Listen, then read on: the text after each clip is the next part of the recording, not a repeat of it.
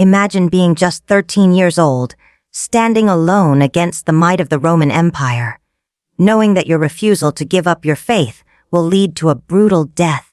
This is the true story of Ulalia, a young girl whose courage shook an empire and whose sacrifice inspired generations.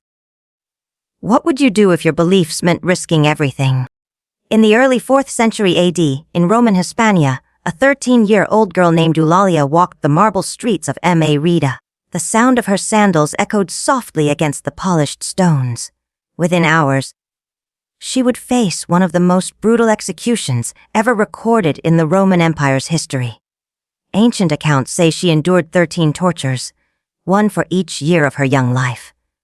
While that number might be symbolic, it speaks to the extreme cruelty and the profound impact of her martyrdom. But how could a child so young challenge the might of Rome and anger its rulers enough to make her suffer such a horrific fate? To understand Eulalia's tragic death, we need to look at the world she lived in. By the late 3rd century, the Roman Empire was in deep crisis. Emperors came and went rapidly, some ruling for only a few months. Barbarian tribes relentlessly attacked the borders, the economy was collapsing, and in the middle of this turmoil, a new religion was quietly spreading, Christianity. Emperor Diocletian, who rose to power in 284 AD, believed the empire's troubles were caused by the anger of the Roman gods. He thought these gods were furious because many people had abandoned their old faith to follow Christ. To win back divine favor, Diocletian launched a campaign to wipe out Christianity from Roman lands. In 303 AD, he began what became known as the Great Persecution, the harshest crackdown on Christians the empire had ever seen. In Mérida, one of the key cities of Roman Hispania, Ulalia was born around 291 AD into a wealthy Christian family.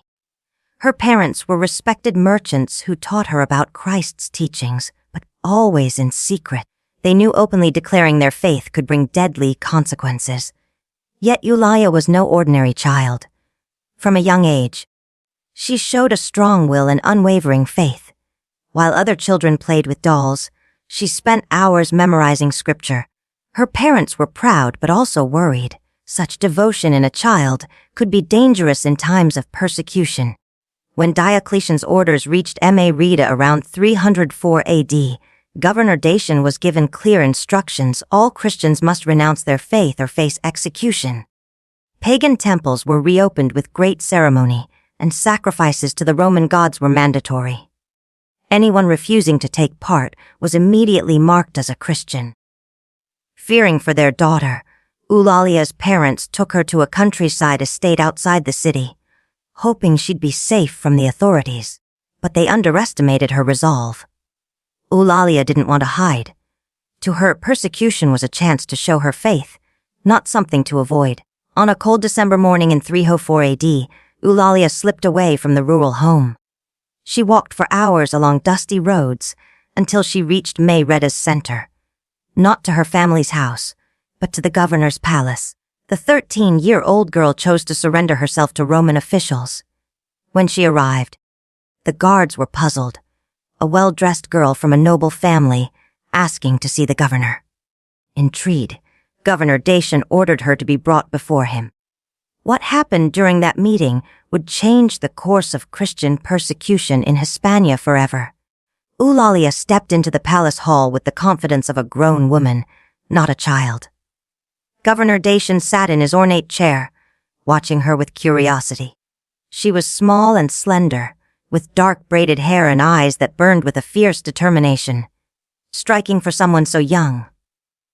"Why have you come here, child?" Dacian asked. According to ancient records, her reply echoed through the hall.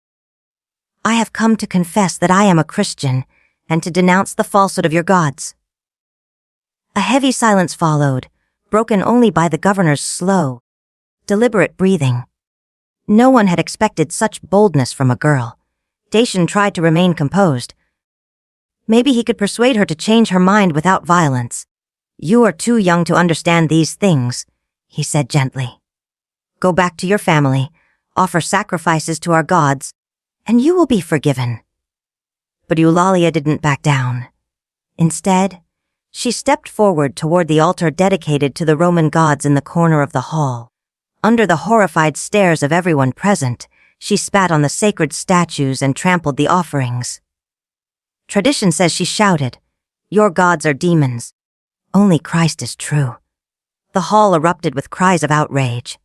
Guards moved to seize her, but Dacian held up his hand to stop them. This public defiance couldn't go unpunished, but Dacian had to consider a fitting response. How could he torment a 13-year-old without sparking outrage among the people? He decided to make Ulalia an example. If a young girl could boldly challenge Rome's gods, what kind of message would that send to other Christians? He ordered her imprisonment and immediately began preparing her execution. But this wouldn't be just any execution. It was meant to be a calculated display of terror, a warning to anyone who might think of following her lead. The next morning, a crowd gathered in the city's main square, where the authorities had set the stage for a brutal spectacle. News of the Christian girl who had defied the governor spread fast. Some came out of curiosity, others driven by a thirst for cruelty. Many Christian families were forced to watch, a harsh reminder of what awaited those who dared to emulate Ulalia.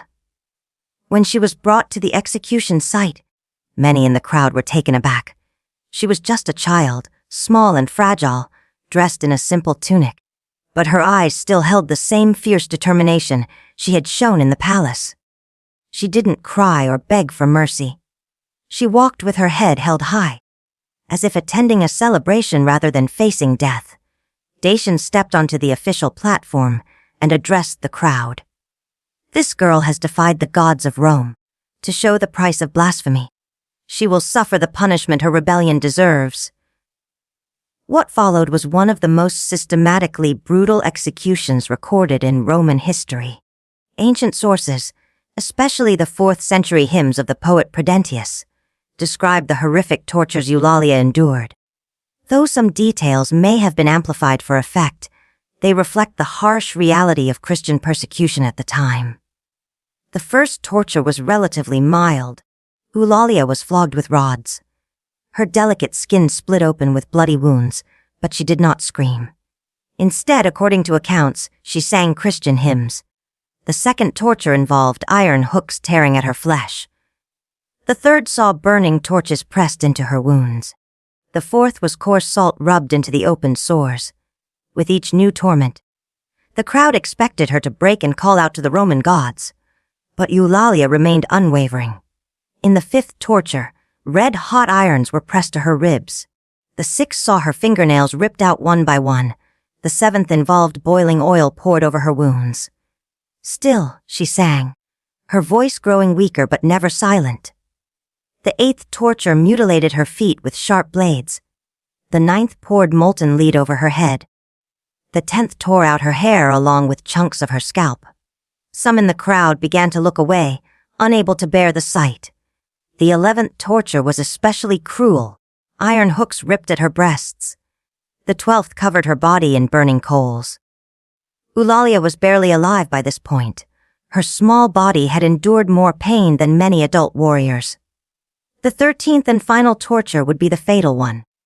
A pyre had been prepared in the center of the square, and Eulalia was to be burned alive.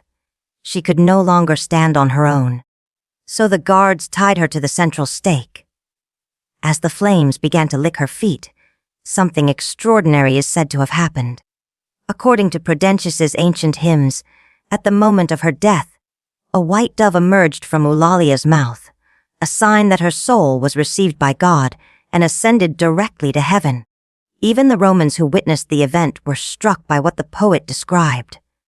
Some saw it as a sign from the gods, while others took it as proof of the girl's holiness. But Eulalia's story didn't end with her death. Rather than discouraging Christians, her brutal execution inspired them. The courage of this 13-year-old girl gave strength to adults across Hispania. Instead of turning away from their faith, more people converted to Christianity.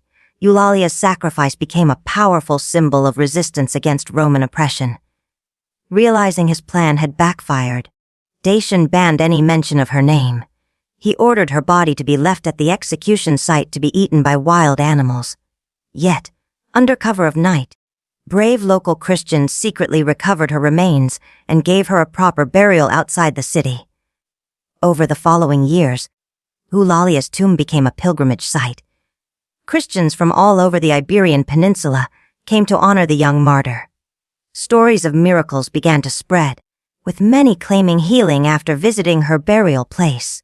When Emperor Constantine legalized Christianity in 313 AD, just a few years after Eulalia's death, she was officially recognized as a saint.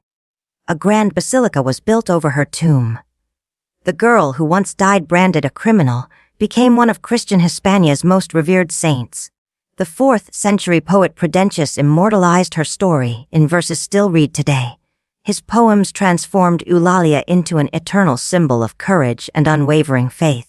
While some details may have been embellished for devotional purposes, the heart of the story remains a 13-year-old chose death over renouncing her beliefs. More than 700 years later, Eulalia's memory endures. She is the patron saint of Mérida and one of Spain's most important saints. Her feast day is celebrated on December 10th, the traditional date of her death. The basilica built in her honor still draws thousands of pilgrims every year. Eulalia's story challenges us to reflect deeply. How could a child of just 13 show more bravery than many adults? Her brutal death reveals both humanity's capacity for cruelty and for heroic resistance. It reminds us that strength of character isn't measured by age, and that sometimes the most powerful examples come from the most unexpected places. The girl who defied an empire and paid with her life turned her death into a victory. Ulalia didn't just die for her convictions. She made them immortal. Her legacy has crossed centuries, inspiring generations to hold fast to their beliefs, no matter how great the adversity.